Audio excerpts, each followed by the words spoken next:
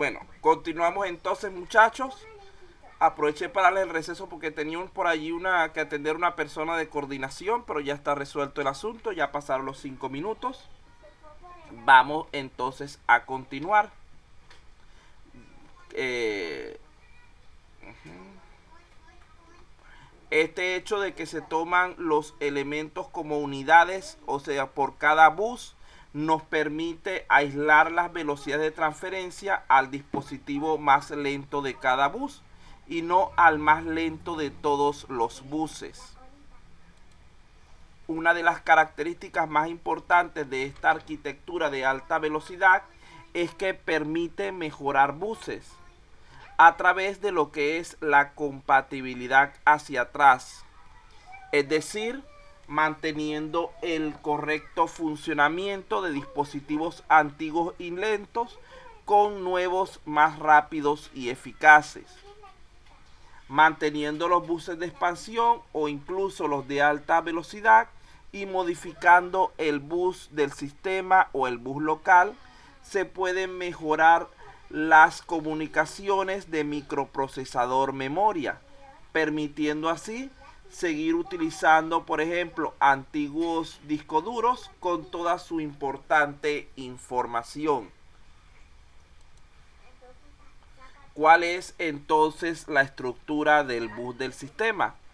Tanto en la arquitectura tradicional como en la de altas prestaciones, existe un bus que se repite, que es el principal, el bus del sistema, el cual conecta a los componentes más importantes del computador, que son el procesador, la memoria RAM, etcétera.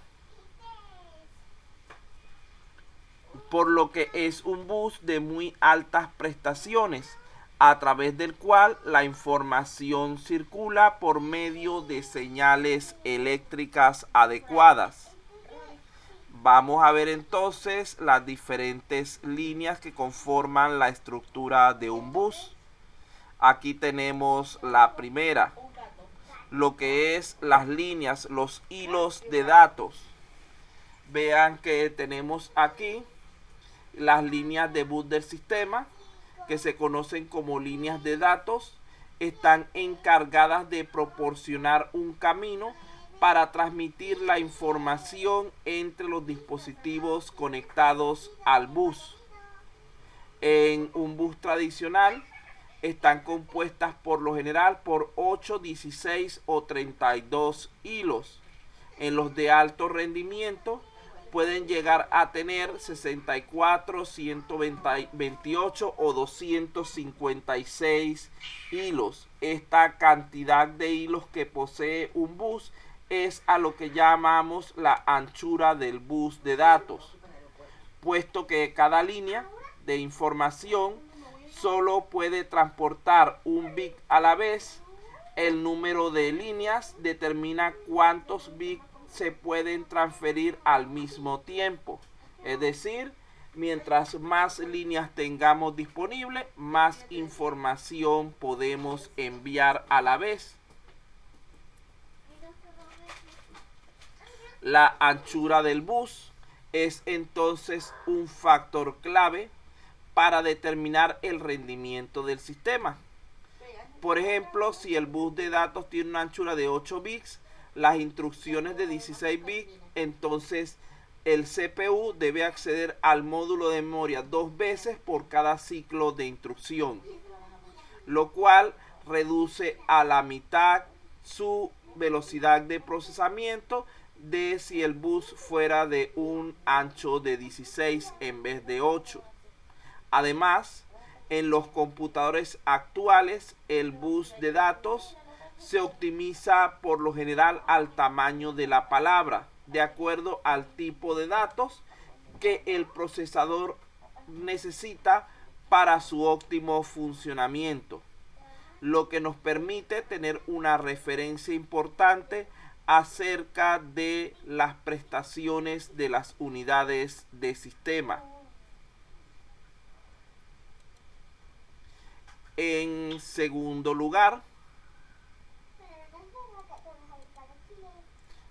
tenemos lo que son las líneas de direcciones. Vamos a pedirle a alguien que lea las dos primeras. Vamos, aquí vi un rostro, una Díaz Ventosilla.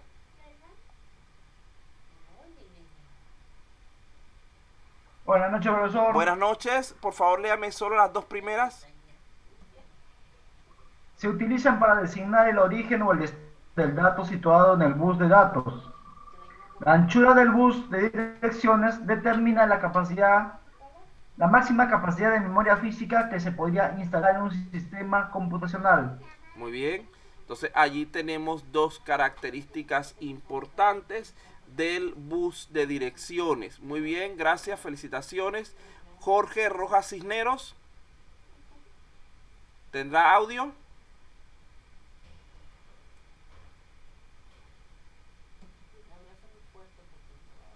Parece.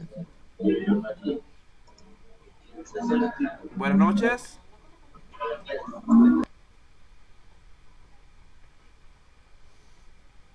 Rojas Cisneros. ¿Podrá leer?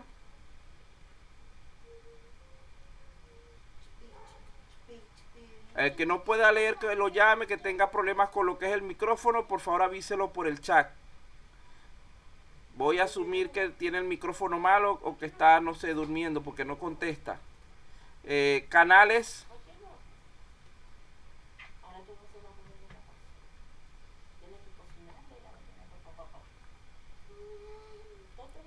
Canales Wendy.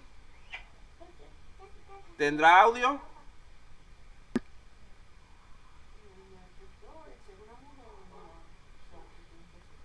Aló, aló. Lo puedo leer, ingeniero. Buenas Ajá, noches. sí, sí. Estoy buscando a alguien que lea porque. Muy bien. Se utilizan para designar el origen o el destino del dato situado en el bus de datos. La anchura del bus de direcciones determina la máxima capacidad de memoria física que se podría instalar en un sistema computacional. Las líneas de direcciones se utilizan también para direccionar los puertos de E sobre S o ES. Los bits de orden más altos se utilizan para discriminar entre una posición de memoria y un puerto de ES dentro de un módulo. Muy bien. Muchas gracias, lee de manera excelente. Vamos a continuar entonces. Vean que en este caso las líneas de bus del sistema se agrupan con el nombre de líneas de dirección, utilizándose para designar la fuente o destino del dato situado en el bus de datos. Por ejemplo, si el CPU desea leer un dato de la memoria, va a situar la dirección de la palabra deseada dentro de lo que son las líneas de direcciones. En segundo lugar, la anchura del bus de direcciones determina la máxima capacidad de memoria física que se puede colocar en un computador. Generalmente se utilizan también para lo que es direccionar los puertos de entrada y salida. Aquí está la que quería llegar. Usualmente los bits de orden más alto se utilizan para discriminar entre una posición de memoria y un puerto de entrada y salida dentro de un módulo. Un ejemplo de esto, en un bus de 8 bits, las direcciones del 00, o sea, 8 veces 0, vamos a escribirlo aquí porque decirlo así es como que las direcciones desde 0, 0, 0, 0, 4, 5, 6, 7, 8 hasta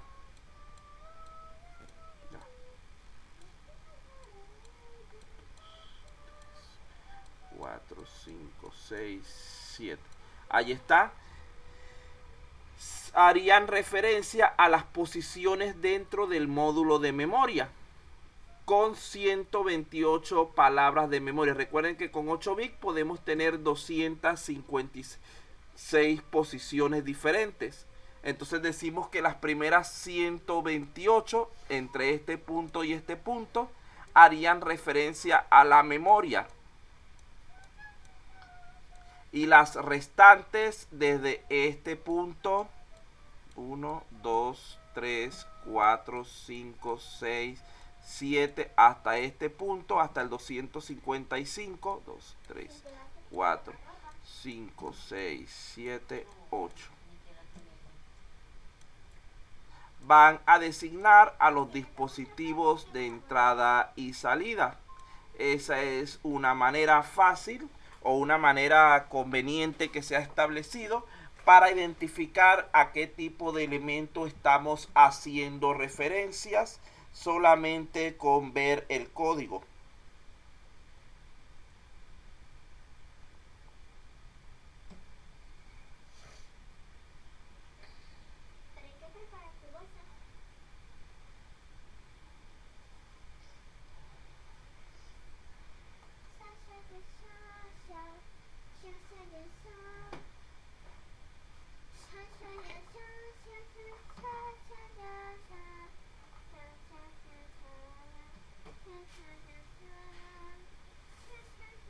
Ya continuamos, demos un segundito que siguen aquí de coordinación de...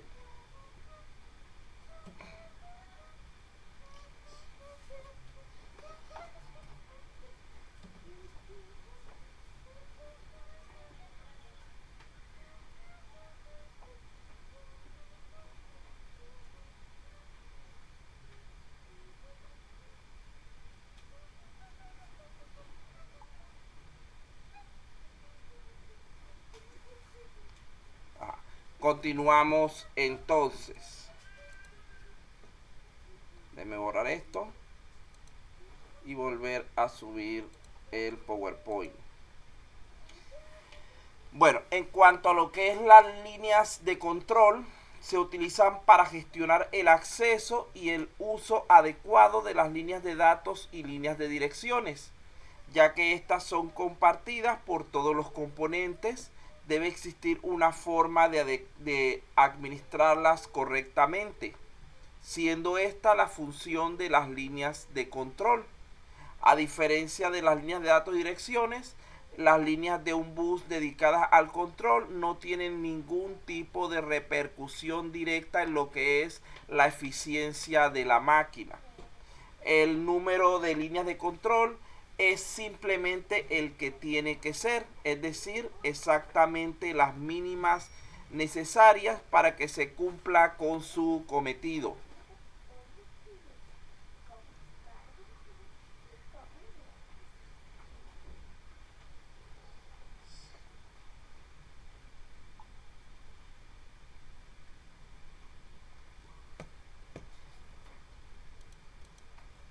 Las señales de control transmiten tanto lo que son órdenes como información de temporización entre los módulos del sistema.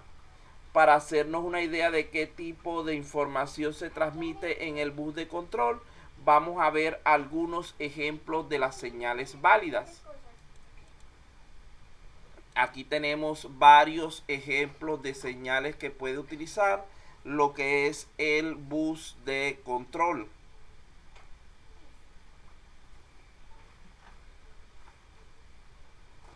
Vean que tenemos escritura en memoria, tenemos lectura de memoria, escritura en dispositivos de entrada y salida, lectura en dispositivos de entrada y salida. Ya estas son las que están vinculadas directamente con buses únicos. Y tenemos también transferencia reconocida, es decir, la señal que nos indica el estado en el que se encuentra el dato, si ha sido aceptado o no por el bus. Petición de bus, gestión del bus, esto ya tiene que ver con la parte de control, petición de interrupción, interrupción reconocida, o sea, aceptada, señales del reloj y señales de reinicio. Vean que son muchos tipos de señales que podemos tener.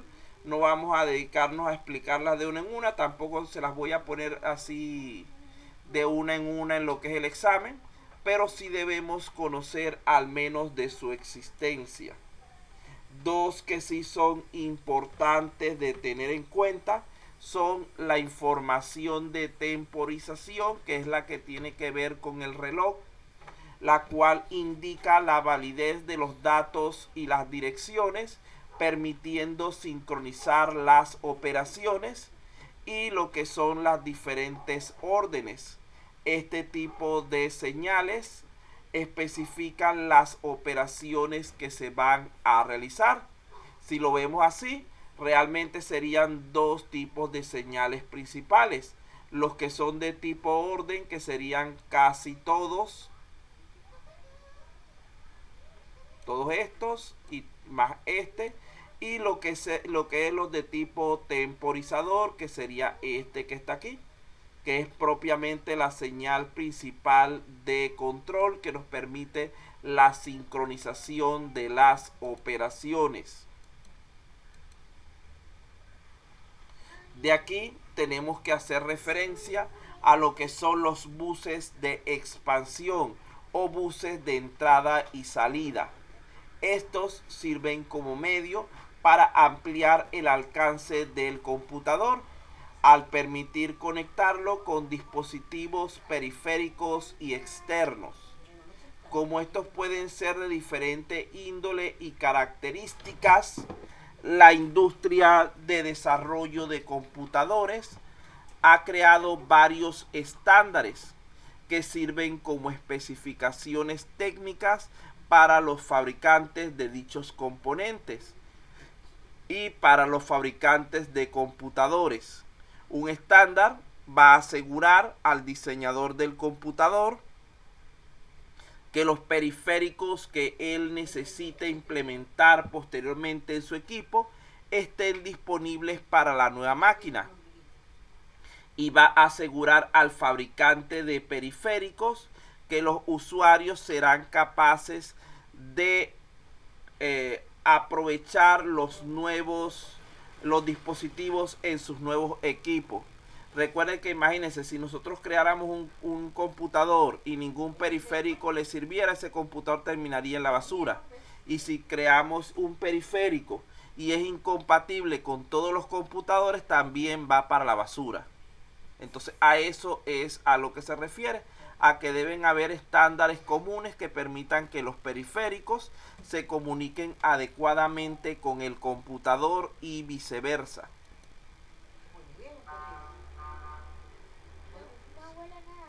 Lo siguiente de lo que debemos hablar, ya hemos avanzado bastante, es de este concepto lo tenéis que, bueno, es de los métodos de arbitraje.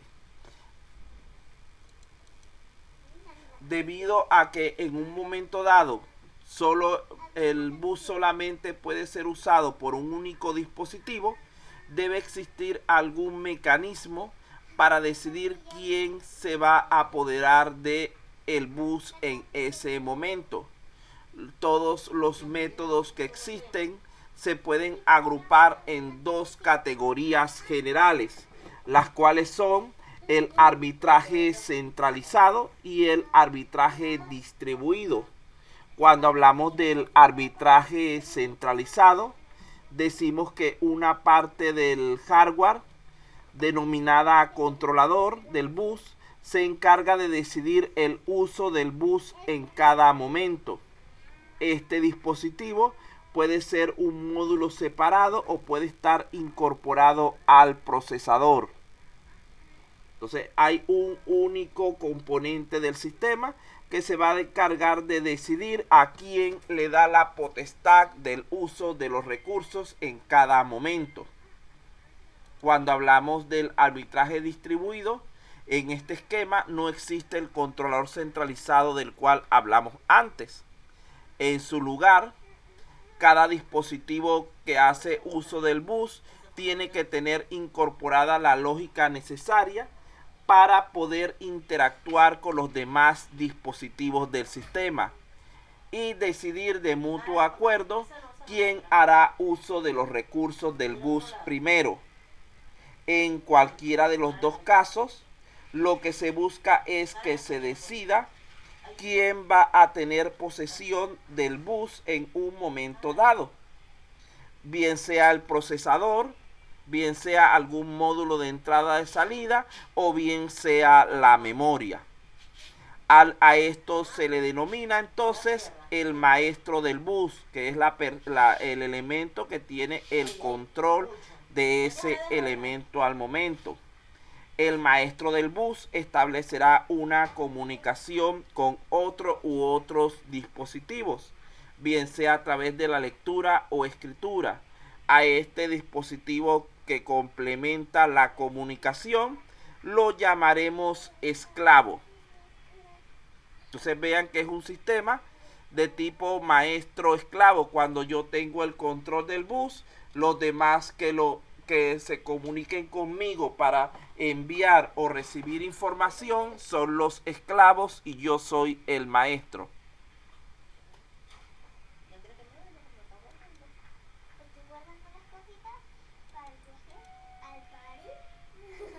Lo siguiente que tenemos que hablar entonces, ya casi finalizando el contenido, es de lo referente a la temporización. Este es el método utilizado para coordinar los eventos dentro del bus. Existen dos tipos de temporización, una síncrona y otra asincrónica, o asíncrona, es lo mismo.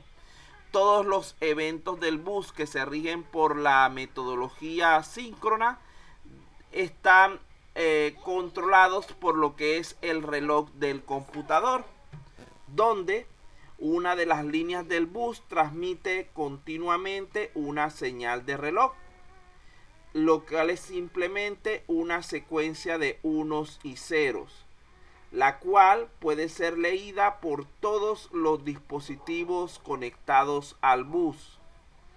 Al intervalo transcurrido en la emisión de un 1 y un 0 se le llama ciclo de reloj. Todos los eventos transcurridos dentro del bus comienzan al principio del ciclo y pueden durar uno o más ciclos. En este método de temporización podemos decir que todo marcha al ritmo del reloj.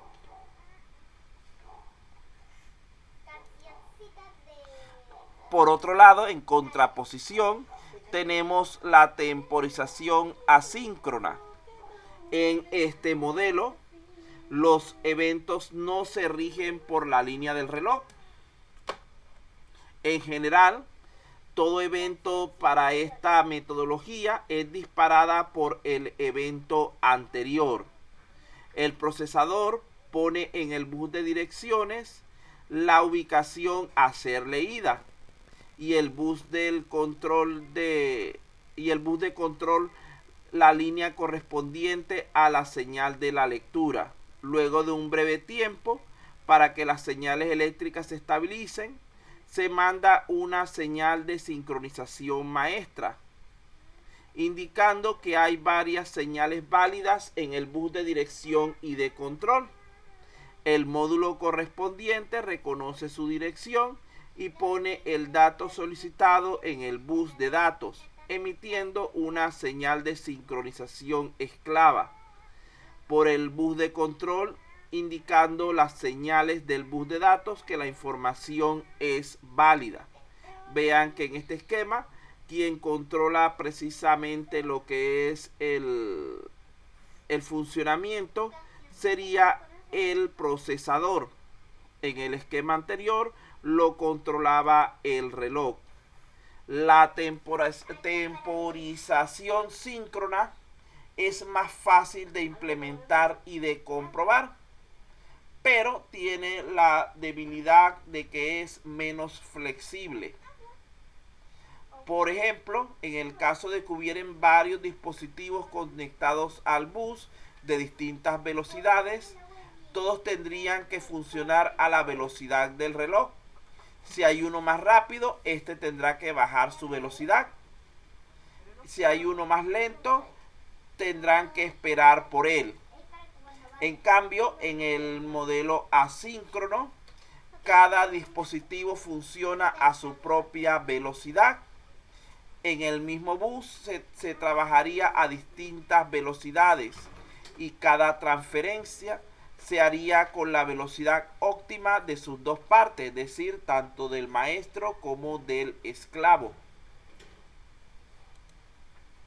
Ahora algunas breves conclusiones para dar por terminado lo que es el contenido del día. Vamos a estas para que ustedes las puse para que ustedes las leyeran. Las coloqué corticas para que las fueran leyendo por Capuñay. Vamos a empezar por aquí, por la parte de arriba. Capuñay, ¿tiene audio? Falta poco y tenemos tiempo, así que puede esperarlo. Alberca. Ah, bueno, Capuñay no tiene. Alberca. Buenas noches, profesor, ¿me escucha? Sí, sí, muy fuerte y claro. Ya. En arquitectura de computadoras, es el bus o canal es un sistema digital que transfiere datos entre los componentes de una computadora. Puede estar formado por los cables o pistas en un circuito impreso. Dispositivos como resistores y condensadores, además de circuitos integrados.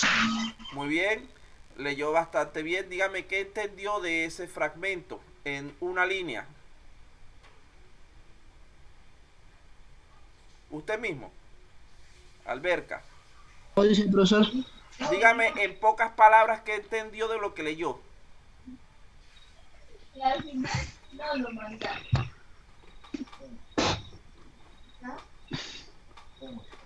En pocas palabras, la computadora está conformada en cables de pistas y circuitos, ¿no? Impresos. Bueno, no la computadora, los buses. Los buses pueden ser no solamente cables, sino circuitos impresos, resistores, condensadores, etcétera, que permitan la comunicación entre diversos dispositivos. Eso es en pocas palabras lo que estaba allí. Vamos a pasar al siguiente entonces. Vamos ahora de nuevo que la llamé y no estaba en el momento pendiente. La señorita Canales, nuestra delegada.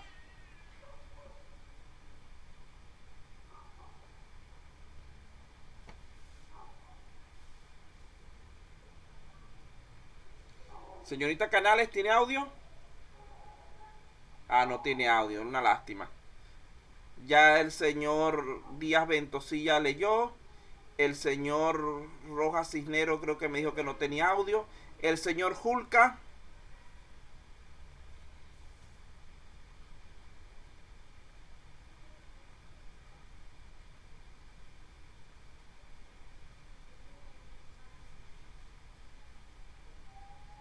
No tiene audio Julca por el momento. Entonces yo sé que hay varios que en diciembre vieron que se le echaron a perder los audios. Málaga. No es tampoco que no quiera leer y también que no tienen audio. ¿Qué pasó? Buenas noches. Buenas noches, por favor puede leer en voz alta lo que está allí y después resumirlo con sus propias palabras. Ok, ahí dice, existen dos tipos de transferencia en los buses. Serie. El bus solamente es capaz de transferir los datos bit a bit. Es decir, el bus tiene un único cable que transmite la información. Lo que es paralelo, el bus permite transferir varios bits simultáneamente. En pocas palabras, ¿cómo podría resumir eso?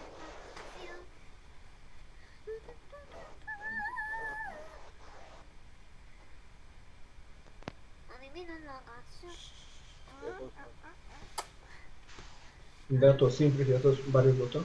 ¿Cómo? Datos simples y varios datos. Bueno, en pocas palabras sería, tenemos dos formas de transferir la información. O la transferimos de una en una a través de un mismo cable, o la transferimos todas juntas a través de varios cables. Eso es lo que dice allí en términos sencillos.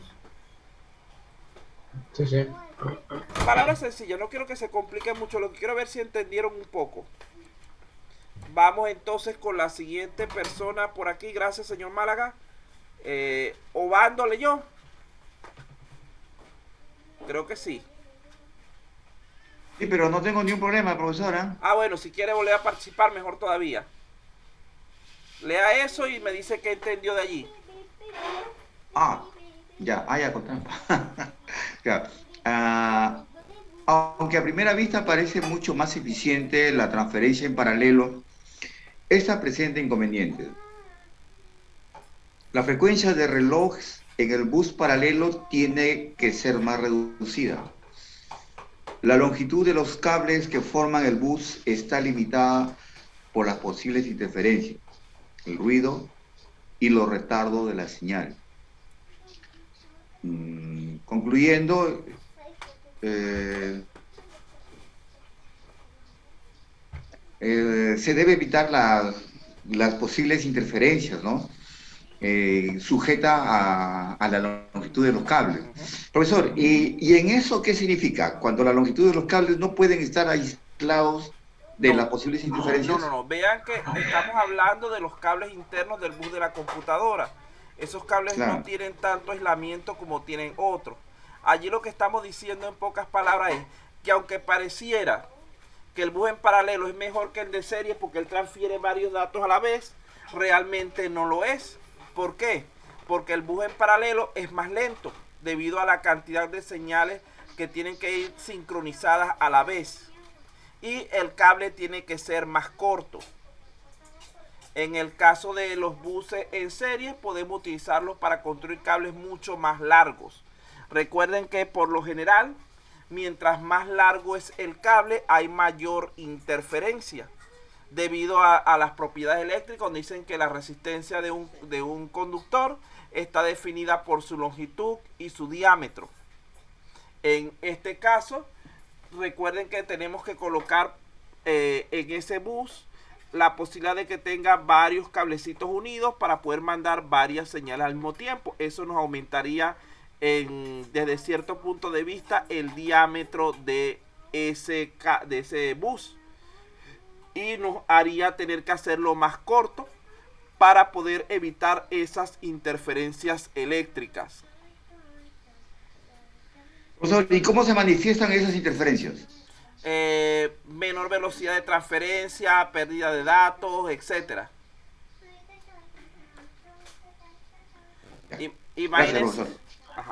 Imagínense lo que pasa cuando ustedes, por ejemplo, anteriormente o ahorita con los celulares. Imagínense que ustedes estuvieran en un celular donde hubiera muchos cableados eléctricos, muchas cuestiones que den interferencia eléctrica. Van a estar perdiendo a cada rato la señal y lo más probable es que si están viendo la clase, a final de cuentas no puedan aprovechar su clase adecuadamente. Lo mismo pasa con los bus de datos. Si hay mucha interferencia, los datos, la información se va perdiendo y a final de cuentas puede que no obtengamos el rendimiento o la precisión que estamos necesitando. ¿Bien?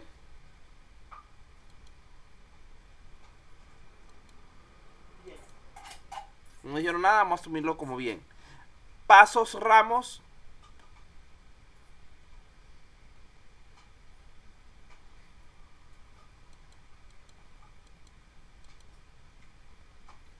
Pasos Ramos estará por allí pendiente, tendrá audio. No funciona su micrófono. Ahorita después de diciembre todo el mundo asesinó los micrófonos. Rentería Pedro Ruiz. Presente, profesor. Buenas noches. Por favor, podría leer lo que está en la pantalla y tratar de explicarlo brevemente con sus propias palabras. Sí, profesor. Además, los modernos buses serie están formados por varios canales. En este caso se transmite por varios buses serie simultáneamente. Aunque en los primeros computadores electrónicos eran muy habituales encontrar buses paralelos, quedando los buses serie dedicados para funciones de menor entidad y dispositivos lentos, como el teclado. Bueno, a lo que hice es que ahora con la tecnología, ya los buses, o sea, los buses modernos vienen, o sea, son más rápidos y ya no necesitas tanto cableado para que funcionen. Y esos cableados se utilizan para el teclado, mouse y otros dispositivos. Bueno, casi, bastante bien, pero casi.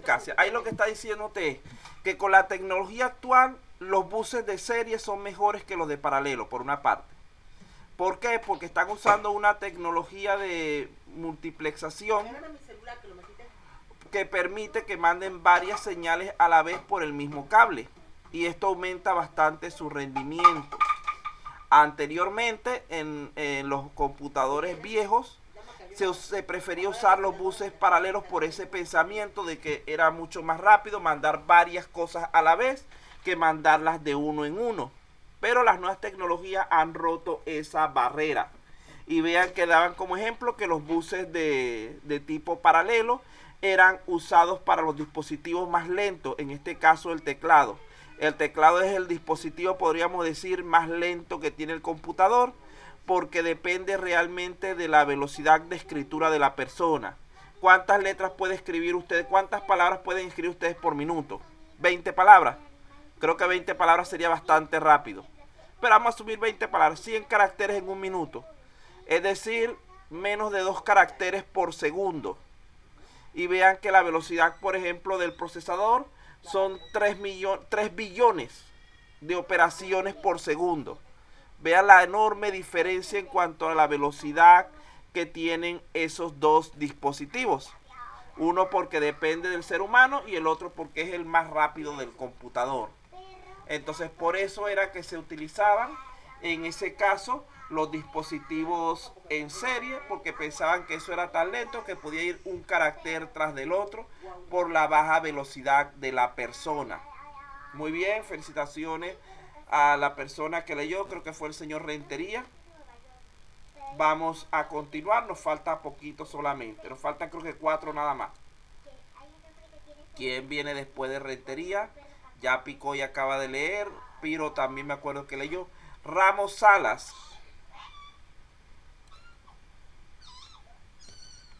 Ramos Salas, ¿tendrá audio?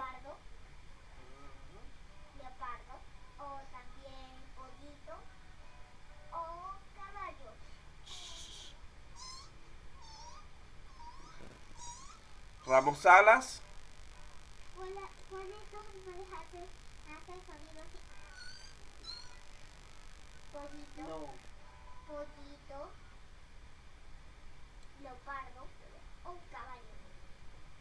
Ramos Salas Miguel. Ya pasó Ramos, lo pasé. ¿Podrá leer Ramos Salas Miguel? Bueno, vamos a continuar entonces. Tineo Talla. Buenas noches, profesor. Buenas noches. La tendencia en los últimos años es reemplazar los buses paralelos por buses serie, que suelen ser multicanal. Estos son más difíciles de implementar, pero están dejando velocidades de transferencia más elevadas, además de permitir longitudes, el comentario me tapó, de cable mayores. Ajá, bueno, entonces allí tenemos, en pocas palabras, ¿qué entendió de allí? En estos últimos años se están tratando de cambiar los buses paralelos por, me imagino, por buses serie, en serie. Muy bien, que porque son más rápidos y pueden ser más largos. Eso precisamente es lo que... Exacto, por ser más rápidos. Eso precisamente era la idea. Muchas gracias, muy buen resumen a final de cuentas. Ah, ya sé, aquí está uno que va en la combi y lo que oye es pura cumbia ligada con la clase. Así que no va a hablar porque nos va a soltar toda la música aquí. No hay problema, lo importante es que avisen. Vamos con... ¿Quién me queda por allí? Me quedé por aquí al final. Torres Chumpizuca. Profesor, buenas noches. Buenas noches, por favor, sería tan amable de leer eso y tratar de interpretarlo. La capacidad operativa del bus depende del propio sistema, de la velocidad de este y del ancho del bus, número de conductores de datos que funcionan en paralelo.